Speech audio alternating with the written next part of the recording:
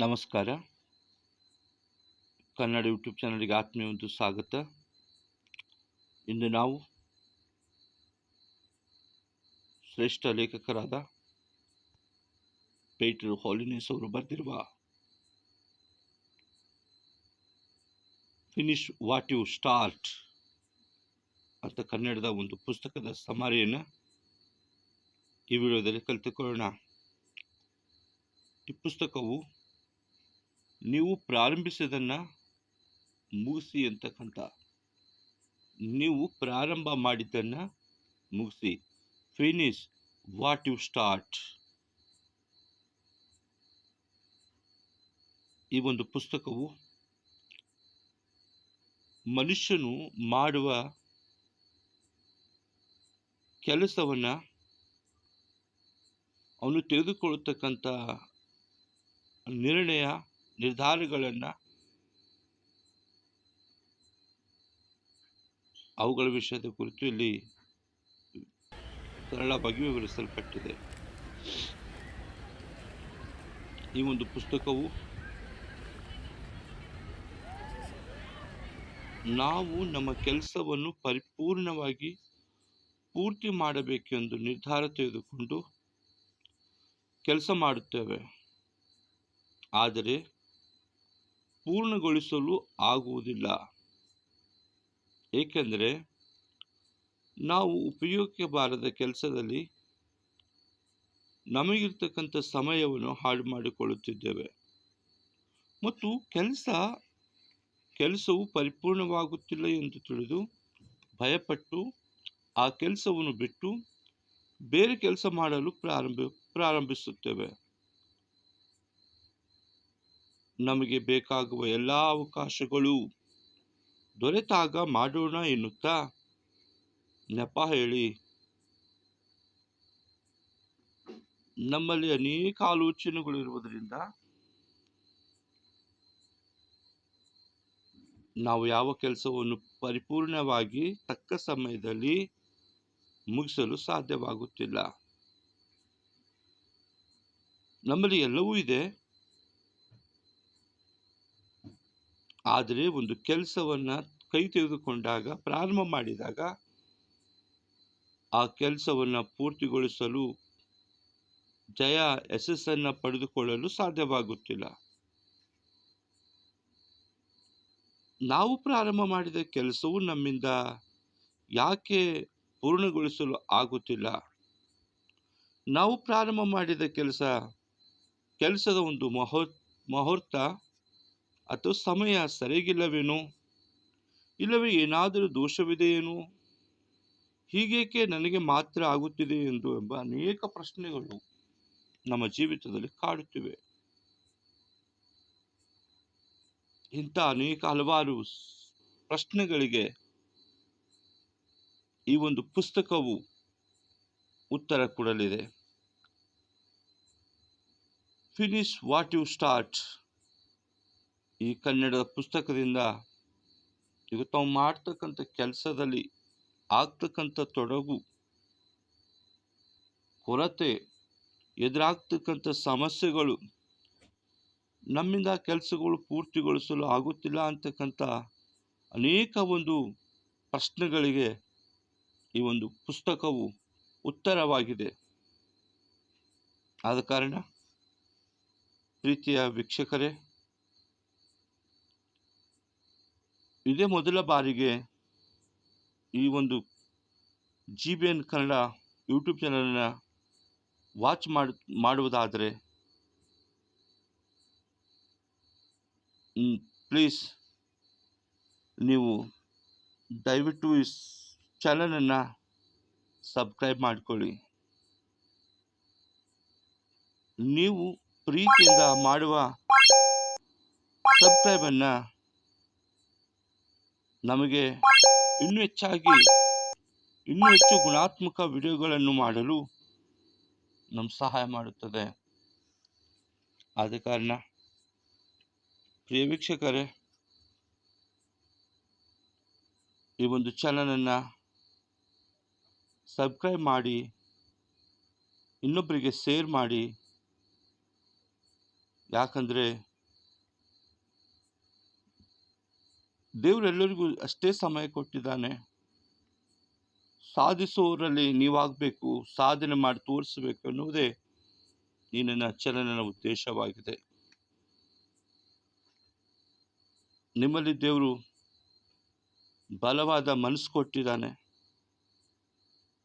ಬಲವಾದ ಕಾರ್ಯ ಮಾಡಲು, ಯಶಸ್ಸನ್ನು ಸಾಧಿಸಲು ಬೇಕಾಗಿರ್ತಕ್ಕಂಥ ಎಲ್ಲ ವಿಶೇಷತೆ ನಿನ್ನಲ್ಲಿದೆ. ಆದ ಕಾರಣ ಈ ಒಂದು ವಿಡಿಯೋವನ್ನು ಇನ್ನೊಬ್ಬರಿಗೆ ಶೇರ್ ಮಾಡಿರಿ. ಅವ್ರ ಬದುಕು ಸಹ ಕಟ್ಟ್ರಿ. ಅವ್ರ ಜೀವಿತದಲ್ಲಿ ಪ್ರಾರಂಭ ಮಾಡುವ ಕೆಲಸವನ್ನು ಹಿಂದೆ ಮುಗಿಸಿ ಆ ಒಂದು ಈ ಕೆಲಸದಿಂದ ಅವ್ರ ಕುಟುಂಬವನ್ನು ಒಂದು ಸಂತೋಷ ಸಮೃದ್ಧಿಯ ಕುಟುಂಬವನ್ನು ಪ್ರಾರಂಭ ಮಾಡಲಿಕ್ಕೆ ಆಗುವ ಹಾಗೆ ನೀವು ಇದನ್ನು ಶೇರ್ ಮಾಡಿರಿ. ಈ ಒಂದು ಪುಸ್ತಕದಲ್ಲಿ ಅನೇಕ ಮಹತ್ವದ ಕೆಲವು ಟಿಪ್ಸನ್ನು, ಅಧ್ಯಾಯಗಳನ್ನು, ಚಾಪ್ಟರ್ಗಳನ್ನು ಲೇಖಕರು ನಮಗೆ ತಿಳಿಸಿಕೊಟ್ಟಿದ್ದಾರೆ. ಅದರ ಮುಖ್ಯವಾಗಿ ಒಂದನೇದು ಮೇಕ್ ಎ ಗೋಲ್ ರೀಚ್ ಮಾಡಲು ನಮಗೆ ಸಾಧ್ಯವಾಗುತ್ತಿಲ್ಲ ಎಂಬುದಕ್ಕೆ ಎರಡು ಕಾರಣಗಳಿವೆ. ಒಂದನೇದು ನಮಗೆ ಸಮಯದ ಅಭಾವವಿದೆ. ಎರಡನೇದು ನಾವು ಪ್ರಾರಂಭ ಮಾಡುವ ಕೆಲಸದಲ್ಲಿ ನಮಗೆ ಆ ಕೆಲಸದ ಕುರಿತು ಡೆಡಿಕೇಟ್ ಇಲ್ಲದ ಕಾರಣ ನಾವು ನಮ್ಮ ಕೆಲಸದಲ್ಲಿ ಪ್ರಾರಂಭ ಮಾಡಿ ಯಾವುದೇ ಒಂದು ಯಶಸ್ಸನ್ನು ಕಾಣಲು ಸಾಧ್ಯವಾಗುತ್ತಿಲ್ಲ. ಒಂದು ಉದಾಹರಣೆಯೊಂದಿಗೆ ಹೇಳುವುದಾದರೆ, ಒಂದೇ ಸಮಯದಲ್ಲಿ 2 ಮೊಲಗಳು ಅವುಗಳನ್ನು ಹಿಡಿಯುವುದಕ್ಕೆ ಪ್ರಯತ್ನ ಮಾಡಿದರೆ ಒಂದು ಮೊಲವು ಸಹ ನಮಗೆ ಸಿಗುವುದಿಲ್ಲ. ಒಂದು ಗೋಲನ್ನು ಫೋಕಸ್ ಮಾಡುವುದಾದರೆ ಸಫಲತೆಯನ್ನು ಸಿಗುತ್ತದೆ. ನಾವು ಮಾಡುವ ಗೋಲನ್ನು ಇನ್ನೊಬ್ಬರನ್ನು ನೋಡಿ ಗೋಲ್ ಮಾಡ್ತೇವೆ. ಇನ್ನೊಬ್ಬರನ್ನು ನೋಡಿ, ಇನ್ನೊಬ್ಬರ ರೋಡ್ ಮಾಡಲನ್ನು ನೋಡಿ ಆ ಗೋಲನ್ನು ನಾವು ಕ್ರಿಯೇಟ್ ಮಾಡಿ ಅದರಲ್ಲಿ ನಾವು ಎಫರ್ಟ್ ಹಾಕಿ ನಾವು ಕೆಲಸ ಮಾಡ್ತೇವೆ. ಆದ ಕಾರಣ ನಾವು ನಮ್ಮ ಜೀವಿತದಲ್ಲಿ ಸಫಲತೆಯನ್ನು ಕಾಣಲು ಆಗುತ್ತಿಲ್ಲ. ಲೇಖಕರು ಹೇಳುತ್ತಾರೆ, ನಾವು ಮಾಡ್ತಕ್ಕಂಥ ಗೋಲಿನ ವಿಷಯದಲ್ಲಿ 2 ರೀತಿ ನಾವು ಲಿಸ್ಟನ್ನು ಮಾಡಿಕೊಳ್ಬೇಕು.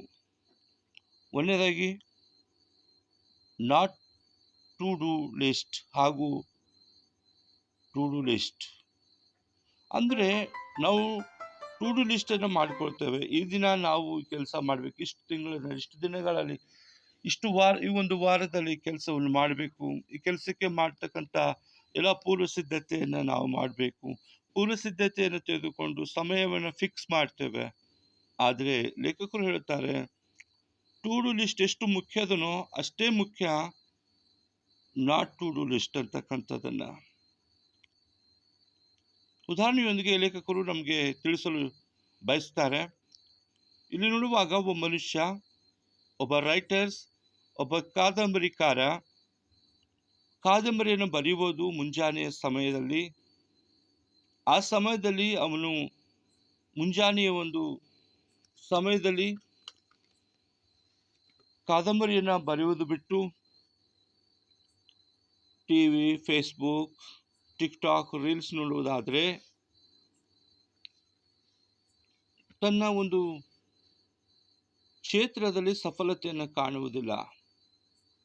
ಯಾಕಂದರೆ ಮುಂಜಾನೆಯ ಒಂದು ಸಮಯದಲ್ಲಿ ಅವನು ಬರೀತಕ್ಕಂಥ ಒಂದು ನಾವೆಲ್ಸನ್ನು, ಕಾದಂಬರಿಯನ್ನು ಬರೆಯಲು ಡೆಡಿಕೇಟ್ ಮಾಡಿರುವಾಗ ಸಮಯವನ್ನು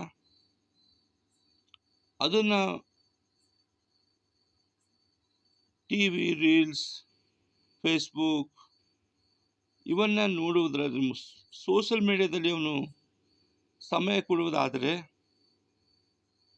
ಆ ಮುಂಜಾನೆ ಒಂದು ಸಮಯದಲ್ಲಿ ಅವನು ಬರ್ತಕ್ಕಂಥ ವಿಚಾರಗಳು ಕಾದಂಬರಿ ಬರೆಯೋ ವಿಚಾರಗಳಲ್ಲದೆ ಬೇರೆ ಬೇರೆ ವಿಚಾರಗಳು ಅವನು ವಿಚಾರ ಮಾಡಿ ಅವನು ಅಸಫಲತೆಯನ್ನು ಕಾಣುತ್ತಾನೆ. ಹೀಗಾಗಿ ನಾವು ಯಾವುದೇ ಒಂದು ಕೆಲಸವನ್ನು ಪ್ರಾರಂಭ ಮಾಡುವಾಗ ಅದನ್ನು ಮುಗಿಸುವ ಒಂದು ಹಂತದಲ್ಲಿ ವಿಚಾರ ಮಾಡಬೇಕಾಗಿದೆ. ನಾವು ಕೆಲಸವನ್ನು ಗುರಿಯನ್ನು ಇಟ್ಟುಕೊಳ್ಳುತ್ತೇವೆ, ಗೋಲನ್ನು ನಮಗೆ ಎದುರಿಗಿದೆ, ಆ ಗೋಲಿನ ವಿಷಯದಲ್ಲಿ ತಯಾರಿ ಮಾಡೋದು ಬಿಟ್ಟು ಇನ್ನೊಂದು ಕೆಲಸದ ವಿಷಯದಲ್ಲಿ ಒಂದು ಕೆಲಸ ಮಾಡುವ ಬದಲು ಇನ್ನೊಂದು ಕೆಲಸ ಮಾಡುವ ಇನ್ನೊಂದು ಕೆಲಸದಲ್ಲಿ ಹೀಗಾಗಿ ನಾವು ನಮ್ಮ ಬದುಕನ್ನು ನಮ್ಮ ಸಮಯವನ್ನು ಹಾಳು ಮಾಡ್ಕೋತಿದ್ದೇವೆ.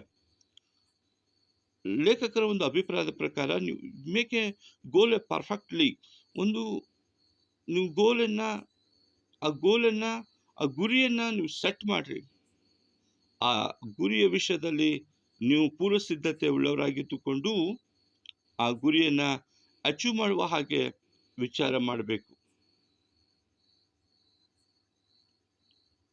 ಅದೇ ರೀತಿಯಾಗಿ ಎರಡನೇ ಒಂದು ಮುಖ್ಯ ಚಾಪ್ಟರ್ನಲ್ಲಿ ಏನು ಹೇಳ್ತಾರೆ ಅಂತಂದರೆ, ಮೇಕ್ ಎ ವರ್ಕ್ ಫನ್ನಿ. ಈ ಕೆಲಸದ ಒಂದು ಚಾಪ್ಟರ್ ಹೆಸರು ಹೇಳುವ ಹಾಗೆ ನಾವು ಕೆಲಸವನ್ನು ಪ್ರಾರಂಭ ಮಾಡುವಾಗ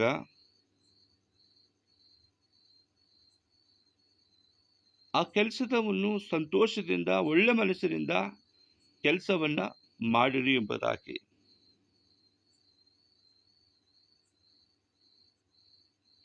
ವಿದ್ಯಾರ್ಥಿಗಳಿಗೆ ಟೀಚರ್ಸ್ ಹೇಳ್ತಾರೆ, ಕಷ್ಟಪಟ್ಟು ಓದುವುದಕ್ಕಿಂತ ಇಷ್ಟಪಟ್ಟು ಓದಿ ಎಂಬುದಾಗಿ.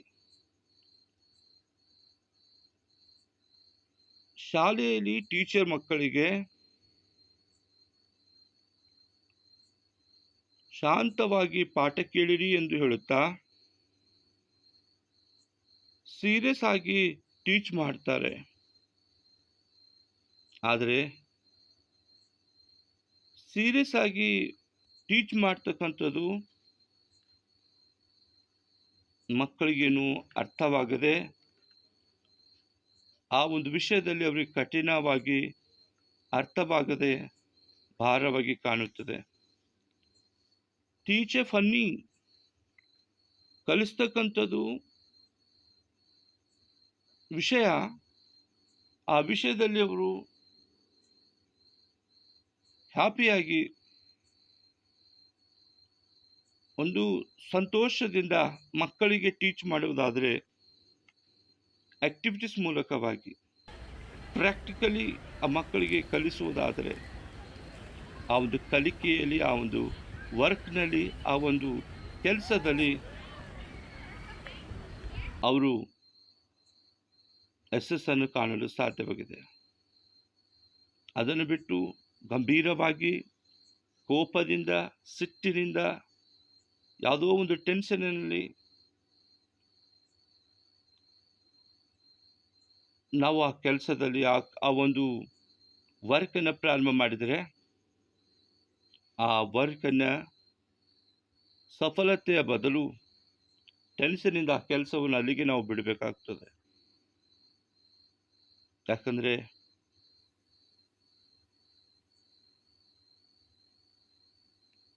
ಇನ್ನೊಂದು ಕೆಲಸವನ್ನು ಮಾಡಲು ಮನುಷ್ಯ ಮನಸ್ಸು ಮಾಡ್ತಾನೆ. ಈ ಕೆಲಸನೂ ಮಾಡೋಕ್ಕಾಗುವುದಿಲ್ಲ, ಆ ಕೆಲಸನೂ ಮಾಡೋಕ್ಕಾಗುವುದಿಲ್ಲ. ಆದ್ದರಿಂದ ಲೇಖಕರು ಎಲ್ಲ ಕೆಲಸಗಳು ಫನ್ನಿಯಾಗಿ ಮಾಡಬೇಕು, ಈಸಿಯಾಗಿ ಮಾಡಬೇಕು, ರಿಸ್ಕನ್ನು ತೆಗೆದುಕೊಳ್ಳದೆ, ಭಯ ಪಡದೆ ನಾವು ಆ ಕೆಲಸವನ್ನು ಮಾಡಿ ಮುಗಿಸಬೇಕು ಎಂಬುದಾಗಿ ಲೇಖಕರು ಹೇಳುತ್ತಾರೆ. ಅನೇಕ ಜನರು ಆ ಕೆಲಸವನ್ನು ಫನ್ನಿಯಾಗಿ ತೆಗೆದುಕೊಳ್ಳದೆ, ಈಸಿಯಾಗಿ ಮಾಡದೆ, ಯಾವುದೋ ಒಂದು ಕೋಪದಲ್ಲಿ, ಟೆನ್ಷನಲ್ಲಿ ಟಾರ್ಗೆಟ್ ರೀಚ್ ಮಾಡುವ ಒಂದು ಭಯದಲ್ಲಿ ಅವನು ಆ ಕೆಲಸವನ್ನು ಮಾಡಲು ಆಗುತ್ತಿಲ್ಲ. ಹೀಗಾಗಿ ಅವನ ಜೀವಿತದಲ್ಲಿ ಅವನು ಸಫಲತೆ ಕಡೆ ಸಾಗುತ್ತಿಲ್ಲ ಎಂಬುದಾಗಿ ಲೇಖಕರ ಅಭಿಪ್ರಾಯವಾಗಿದೆ.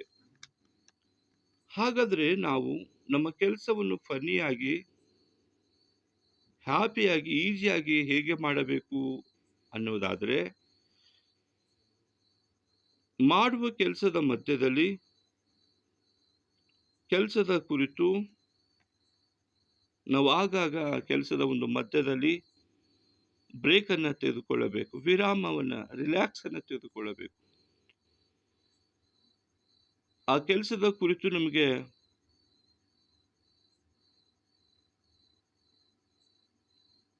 ಸಮಯದಲ್ಲಿ ಬೋರ್ ಬರುತ್ತಿರುವಾಗ ಆ ಸಮಯದಲ್ಲಿ ನಾವು ಕೆಲಸವನ್ನು ಅಲ್ಲಿಗೆ ಸೈಡಿಗಿಟ್ಟು ಮಾಡಬೇಕಾದ ಒಂದು ಕೆಲಸದನ್ನು ಸ್ವಲ್ಪ ಮಟ್ಟಿಗೆ ಬೇರೆ ಕಡೆ ಇಟ್ಟು ಆ ಒಂದು ಸಮಯದಲ್ಲಿ ನಾವು ಸ್ವಲ್ಪ ಹೊತ್ತು ಮನಸ್ಸಿಗೆ ಮನರಂಜನೆಯನ್ನು ಉಂಟು ಮಾಡುವ ಮ್ಯೂಸಿಕನ್ನು, ರಿಲ್ಯಾಕ್ಸನ್ನು ತೆಗೆದುಕೊಂಡು ಈಸಿಯಾಗಿ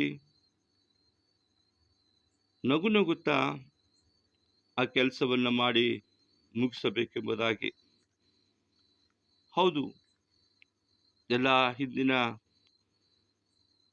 ಕೆಲಸ ಮಾಡ್ತಕ್ಕಂಥ ಎಲ್ಲ ಕೆಲಸಗಾರರು ತಾವು ಮಾಡುವ ಕೆಲಸದಲ್ಲಿ ಹಾಡನ್ನು ಹಾಡುತ್ತಾ ಕೆಲಸವನ್ನು ಮಾಡುತ್ತಾ ಹೋಗುತ್ತಿದ್ದರು. ಆದರೆ ಆ ಹಾಡಿನೊಂದಿಗೆ ಕೆಲಸ ನಾವು ಏನು ಮಾಡುತ್ತಿದ್ದೇವೆ ಎಂಬುದು ಅವರಿಗೆ ಅರಿವಿರದೆ, ಅವ್ರಿಗೆ ತಿಳಿಯದ ಹಾಗೆ ಕೆಲಸವನ್ನು ಪೂರ್ತಿ ಮಾಡ್ತಿದ್ದರು. ಯಾವುದೇ ಆಯಾಸವಿಲ್ಲದೆ, ಯಾವುದೇ ಒಂದು ಟೆನ್ಷನ್ ಇಲ್ಲದೆ ಹ್ಯಾಪಿಯಾಗಿ, ಈಸಿಯಾಗಿ ಕೆಲಸ ಮಾಡಿ ಮುಗಿಸ್ತಾ ಇದ್ದರು. ಅದೇ ರೀತಿಯಾಗಿ ನಾವು ನಮ್ಮ ಕೆಲಸವನ್ನು ಮಾಡಬೇಕಾದ ಕೆಲಸದಲ್ಲಿ ರಿಲ್ಯಾಕ್ಸ್ ತೆಗೆದುಕೊಂಡು ಮನಸ್ಸಿಗೆ ಖುಷಿ ಕೊಡುವ ಯಾವುದೇ ಒಂದು ಮ್ಯೂಸಿಕನ್ನು ನಾವು ಕೇಳಿ ಮತ್ತೆ ಮತ್ತೆ ನಾವು ಕೆಲಸದಲ್ಲಿ ಕೈ ಹಾಕಬೇಕೆಂಬುದಾಗಿ ಲೇಖಕರು ನಮಗೆ ತಿಳಿಸುವವರಾಗಿದ್ದಾರೆ. ಮೂರನೇ ಒಂದು ಚಾಪ್ಟರ್ನಲ್ಲಿ ಏನಿರ್ತಾರೆ ಅಂದರೆ ರಿವೈಡ್ ಆ್ಯಂಡ್ ನೋಟಿಫಿಕೇಶನ್. ಹೌದು, ನಾವು ನಮ್ಮ ಗೋಲನ್ನು ರೈಟ್ ಟೈಮಿನಲ್ಲಿ ಫಿನಿಶ್ ಮಾಡುವುದಕ್ಕೆ ಟ್ರೈ ಮಾಡಿದಾಗ ಅವರ್ ಗೋಲ್ ರಿವೈಡನ್ನೊಂದಿಗೆ ಲಿಂಕ್ ಮಾಡಿಕೊಳ್ಳಬೇಕು. ಹೇಗೆ ಅದನ್ನು ಲೇಖಕರು ಹೇಳುತ್ತಾರೆ, ಬಾಡಿ ಬಿಲ್ಡ್ ಜಿಮ್ ಮಾಡ್ತಕ್ಕಂಥ ಒಬ್ಬ ಮನುಷ್ಯನು ತನ್ನ ಜಿಮ್ಮಿಗೆ ಹೋಗುವ ಒಂದು ಕೆಲಸದಲ್ಲಿ ಅವನಿಗೆ ಒಂದು ರಿವಾರ್ಡ್ ಅಂತಕ್ಕಂಥ, ಬಹುಮಾನ ಅಂತಕ್ಕಂಥದ್ದನ್ನು ಅವನು ಮಾಡುವ ಕೆಲಸದೊಂದಿಗೆ ಲಿಂಕ್ ಮಾಡಿಟ್ಟುಕೊಳ್ಳಬೇಕೆಂಬುದಾಗಿ ಇಲ್ಲಿ ನೋಡ್ತೇವೆ. ಜಿಮ್ ಮಾಡ್ತಕ್ಕಂಥ ಒಬ್ಬ ಮನುಷ್ಯ ತನ್ನ ಮೈಕಟ್ಟನ್ನು ಸುಂದರವಾಗಿದೆ, ಆ ಮೈಕಟ್ಟನ್ನು ಒಂದು ಬಲ ಉಳ್ತಕ್ಕಂಥ ಒಂದು ಸುಂದರವಾಗಿ ಕಾಣಲು ಅವನು ಇಷ್ಟಪಡುತ್ತಾನೆ. ಅದೇ ರೀತಿ ನಾನು ಈ ಜಿಮ್ಮಿನಲ್ಲಿ ನನ್ನ ಮೈಕಟ್ಟನ್ನು ಬಲ ಮತ್ತು ಸದೃಢವಾಗಿ ಮಾಡಿಕೊಳ್ಳಲು ಇಷ್ಟಪಡುತ್ತಾನೆ. ಅದೇ ರೀತಿಯಾಗಿ ಅವನ ಗೋಲಿನೊಂದಿಗೆ ರಿವಾರ್ಡ್ ಲಿಂಕ್ ಮಾಡಿಕೊಳ್ಳಬೇಕು. ಅದೇನೆಂದರೆ, ನಾನು ಮಾಡ್ತಕ್ಕಂಥ ಈ ಒಂದು ಜಿಮ್ಮನ್ನು ನನ್ನನ್ನು ಒಂದು ಸುಂದರವಾದ ಮನುಷ್ಯನಾಗಿ, ಹೆಲ್ದಿಯಾಗಿ ಇಟ್ಟಿರುತ್ತದೆ. ಅದೇ ರೀತಿಯಾಗಿ ನನಗೂ ಸಹ ನನ್ನ ಒಂದು ಗರ್ಲ್ಫ್ರೆಂಡ್ ಸಹ ಯಾವ ರೀತಿ ಸುಂದರವಾಗಿದೆಯೋ ಅದೇ ರೀತಿ ಸುಂದರವಾದ ಹುಡುಗಿ ನನಗೆ ಸಿಗುತ್ತಾಳೆ ಅಂತಕ್ಕಂಥ ಬಲವಾದ ನಂಬಿಕೆಯೊಂದಿಗೆ ಅವನು ಕೆಲಸ ಮಾಡ್ತಾ ಇರಬೇಕು. ಹೀಗಾಗಿ ಅವನು ಆ ಕೆಲಸದಲ್ಲಿ ಮೋಟಿವೇಟ್ ಆಗ್ತಾನೆ. ಆ ಕೆಲಸದ ಕುರಿತು ಯಾವುದೇ ಒಂದು ಟೆನ್ಷನ್ ಮಾಡಿಕೊಳ್ಳಲ್ಲ. ಅವನು ಮಾಡುವ ಒಂದು ಕೆಲಸದಿಂದ ಅವನಿಗೆ ಪ್ರೊಡಕ್ಟಿವಿಟಿ ಹೆಚ್ಚಾಗಿ ಸಿಗುತ್ತದೆ. ಹೌದು, ನಾವು ಯಾವುದೇ ಒಂದು ಕೆಲಸ ಪ್ರಾರಂಭ ಮಾಡಿದಾಗ ಆ ಕೆಲಸದ ಮುಂದೆ ನಮಗೆ ಜಯವಿದೆ, ಒಂದು ರಿವಾರ್ಡ್ ಇಟ್ಟಿರುತ್ತಾರೆ. ಇಷ್ಟು ಇಂಥ ಒಂದು ನೀವು ಈ ಒಂದು ಲೆವೆಲನ್ನು ಕ್ರಾಸ್ ಮಾಡಿದ್ರೆ ನಿಮಗೆ ಇಂಥ ಒಂದು ರಿವಾರ್ಡಿನ, ಇಂಥ ಒಂದು ಬಹುಮಾನ, ಇಂಥ ಒಂದು ಅವಾರ್ಡನ್ನು ನಿಮಗೆ ಕೊಡುತ್ತಾರೆ ಅಂತಕ್ಕಂಥ ಒಂದು ನೋಟಿಫಿಕೇಶನ್ ನಾವು ಆಗಾಗ ನೋಡುವಾಗ ಆ ಕೆಲಸದಲ್ಲಿ ನಾವು ಹೆಚ್ಚಾಗಿ ಡೀಪ್ ವರ್ಕ್ ಮಾಡಲು ಸಹಾಯವಾಗುತ್ತದೆ. ನೋಡಬೇಕು. 4ನೇದಾಗಿ ನೋಡುವಾಗ ಟಾರ್ಗೆಟ್ ಪ್ರೋಗ್ರೆಸ್ ಆ್ಯಂಡ್ ಪರ್ಫೆಕ್ಷನ್. ಇಲ್ಲಿ 4ನೇ ಒಂದು ಚಾಪ್ಟರ್ನಲ್ಲಿ ನೋಡ್ತೇವೆ. ಲೇಖಕರು ಹೇಳುವಾಗ ನೀವು ವರ್ಕ್ ಪ್ರೋಗ್ರೆಸ್ ಮೇಲೆ ಗಮನ ಕೊಡಿ, ಆದರೆ ಪರ್ಫೆಕ್ಟ್ ಸಮಯ ಇನ್ನೂ ಬಂದಿಲ್ಲ, ನಮ್ಮ ಮೂಡ್ ಇನ್ನೂ ಇಲ್ಲ, ನಾವು ಯಾವ ಕೆಲಸ ಮಾಡಬೇಕಂದ್ರೆ ನಮಗೆ ಯಾರು ಸಹಾಯ ಮಾಡುತ್ತಿಲ್ಲ, ನಮಗೆ ಹಣಕಾಸಿನ ಕೊರತೆ ಇದೆ, ನಮಗದ್ರ ಬಗ್ಗೆ ನಾಲೆಜ್ ಇಲ್ಲ ಅಂತಕ್ಕಂಥ ನಾವು ಟಾರ್ಗೆಟನ್ನು ಮಾಡದೆ ನೆಪವನ್ನು ಹೇಳುತ್ತಾ ಬಹನವನ್ನು ಹೇಳುವರಾಗಿದ್ದೇವೆ. ಇಲ್ಲಿ ನೋಡ್ತೇವೆ, ಬಿಲ್ ಗೇಟ್ಸ್ ಅವರು ತಾವು ಸಿದ್ಧಪಡಿಸಿರ್ತಕ್ಕಂಥ ವಿಂಡೋ ಫಸ್ಟ್ನಲ್ಲಿ ನೋಡುವಾಗ ಅದರಲ್ಲಿ ಅಷ್ಟು ಪರ್ಫೆಕ್ಟ್ ಇದ್ದಿಲ್ಲ ಎಂಬುದಾಗಿ. ಆದರೆ ಅದೇ ಬಿಲ್ ಗೇಟ್ಸ್ ಅವರು ವಿಂಡೋಸ್ 10 ಕಂಪ್ಲೀಟ್ ಮಾಡಿದಾಗ ಎಲ್ಲ ಜನರಿಗೆ ಅದು ಬಹಳ ಪ್ರಯೋಜನ ಉಳ್ಳದಾಗಿತ್ತು ಎಂಬುದಾಗಿ. ಜನರು ನಿಮ್ಮ ಕೆಲಸವನ್ನು ನೋಡಿ ಫೀಡ್ಬ್ಯಾಕನ್ನು ಕೊಡುತ್ತಾರೆ.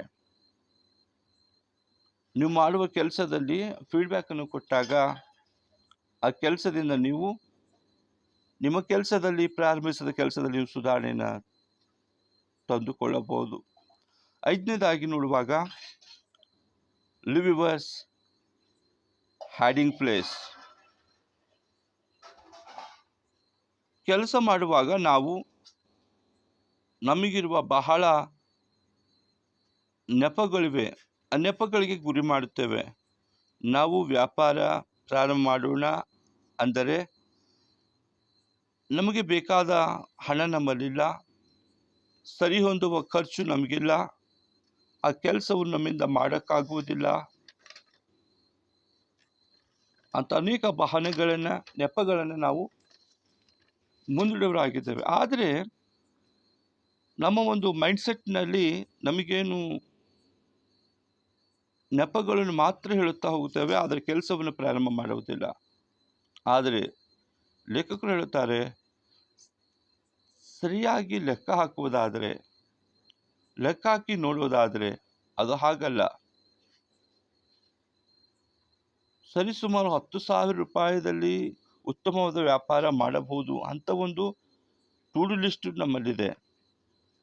ಇಲ್ಲ ಅಂದರೆ ನೀವು ನಿಮ್ಮ ಜ್ಞಾನದ ಒಂದು ವ್ಯಾಪಾರದ ಕುರಿತು ಅನುಭವ ಇಲ್ಲದಿದ್ದರೆ ನೀವು ಯೂಟ್ಯೂಬ್ ಮೂಲಕ ನಿಮ್ಮ ವ್ಯಾಪಾರದ ಒಂದು ಬಿಸ್ನೆಸ್ನಲ್ಲಿ ಅದರಿಂದ ಜ್ಞಾನವನ್ನು ತೆಗೆದುಕೊಂಡು ನೀವು ವ್ಯಾಪಾರವನ್ನು ಪ್ರಾರಂಭಿಸಬಹುದು. ಆದರೆ ಯಾವುದೋ ಒಂದು ನೆಪ ಹೇಳಿ ನೀವು ಕೆಲಸವನ್ನು ಪ್ರಾರಂಭ ಮಾಡಿ ಆ ಕೆಲಸದ ಕುರಿತು ನಿಮಗೆ ನೆಪವೊಂದು ತಂದಿಟ್ಟು ಕೆಲಸವನ್ನು ನಿಲ್ಲಿಸಬೇಡಿ ಎಂಬುದಾಗಿ. 5 ನೋಡ್ತೇವೆ, ಡೋಂಟ್ ಡಿಪೆಂಡೆಂಟ್ ಆನ್ ಡಾಟಾ. ನಾವು ನಮ್ಮ ಬದುಕಿನಲ್ಲಿ ನಮ್ಮ ಒಂದು ಬದುಕನ್ನು ಇನ್ನೊಬ್ಬರ ಮೇಲೆ ಆಧಾರಗೊಂಡಿದೆ, ಇನ್ನೊಬ್ಬರನ್ನು ಆವರಿಸಿಕೊಳ್ಳುತ್ತೇವೆ. ಅನೇಕ ಸಫಲತೆಯ ಜನರು ತಾವು ಮಾಡಬೇಕಾದ ಕೆಲಸದಲ್ಲಿ ಅನುಮಾನ ಉಳ್ಳವರಾಗಿದ್ದಾರೆ, ತಾಳ್ಮೆ ಇಲ್ಲದವರಾಗಿದ್ದಾರೆ. ವೇಟ್ ಲಾಸ್ ಮಾಡಿಕೊಳ್ಳುವವನು ವೇಟ್ ಮಷೀನಿನ ಮೇಲೆ ನಿಂತು ತಮ್ಮ ತೂಕವನ್ನು ಬಾರಿ ಚೆಕ್ ಮಾಡಿಕೊಳ್ಳುತ್ತಾನೆ. ಒಂದು ಮಾವಿನ ಗಿಡ ಹಚ್ಚಿ 3 ತಿಂಗಳ ಒಳಗೆ ಹಣ್ಣು ಹುಡುಕುವ ಮನುಷ್ಯರು ನಾವಾಗಿದ್ದೇವೆ. ಹೀಗೆ ಮಾಡಬೇಡಿರಿ. ಫಸ್ಟ್ ವರ್ಕ್ ಮೇಲೆ ಗಮನ ಫೋಕಸ್ ಮಾಡಿ. ಆದ್ದರಿಂದ ನೀವು ಮೋಟಿವೇಟ್ ಆಗ್ತೀರಿ. ಆದರೆ ನೀವು ಕೆಲಸದ ಮೇಲೆ ಫೋಕಸ್ ಮಾಡದೆ ಕೆಲಸವನ್ನು ಪ್ರಾರಂಭ ಮಾಡಿದಾಗ ನೀವು ಕೆಲಸ ಆಯಿತೋ ಇಲ್ಲೋ, ಕೆಲಸ ಎಲ್ಲಿ ತನಕ ಬಂದದ, ಯಾವ ರೀತಿ ನಡೆದ ಅಂತಕ್ಕಂಥ ಒಂದು ವಿಚಾರ ಮಾಡುತ್ತಾ ನೆಗೆಟಿವ್ ಮಾಡುತ್ತಾ ಅಂಥ ಒಂದು ಸಮಯದಲ್ಲಿ ನೀವು ಡಿಮೋಟಿವೇಟ್ ಆಗಿ ನಿಮ್ಮ ಕೆಲಸವನ್ನು ಫಿನಿಶ್ ಮಾಡುವುದಕ್ಕೆ ಆಗುವುದಿಲ್ಲ. 8ನೇದಾಗಿ ಮತ್ತು ಕೊನೆಯದಾಗಿ, it okay not A finish. ನೀವು ಫಿನಿಶ್ ಆಗಿಲ್ಲ, ಆದರೆ ನೀವು ಭಯಪಡಬೇಡಿರಿ, ಪ್ಯಾನಿಕ್ ಆಗಬೇಡಿ. ಉತ್ತಮವಾದ ಸಮಯ ದೊರೆತಾಗ ಫಿನಿಶ್ ಮಾಡಿರಿ. ಟೆನ್ಷನ್ ತೆಗೆದುಕೊಳ್ಳದೆ ಫನ್ನಿಯಾಗಿ ವರ್ಕ್ ಫಿನಿಶ್ ಮಾಡಿ. ಹೌದು, ಇಲ್ಲಿ ನೋಡುವಾಗ ನಾವು ಬಲು ಬೇಗ ಪ್ಯಾನಿಕ್ ಆಗ್ತೇವೆ, ಭಯ ಪಡ್ಕೊಳ್ತೇವೆ. ಒಂದು ಕೆಲಸವನ್ನು ಪ್ರಾರಂಭ ಮಾಡಿದಾಗ ಈ ಕೆಲಸ ಮುಗಿಸುವುದಕ್ಕೆ ನನ್ನಿಂದ ಆಗುತ್ತಿಲ್ಲ ಅಂತಕ್ಕಂಥ ಭಯದಲ್ಲಿ ಬೇರೊಬ್ಬರನ್ನು ನೋಡಿ ನಾವು ಹೆಚ್ಚಾಗಿ ಪ್ಯಾನಿಕ್ ಆಗ್ತೇವೆ. ಲೇಖಕರು ಪ್ಯಾನಿಕ್ ಆಗಬೇಡಿ.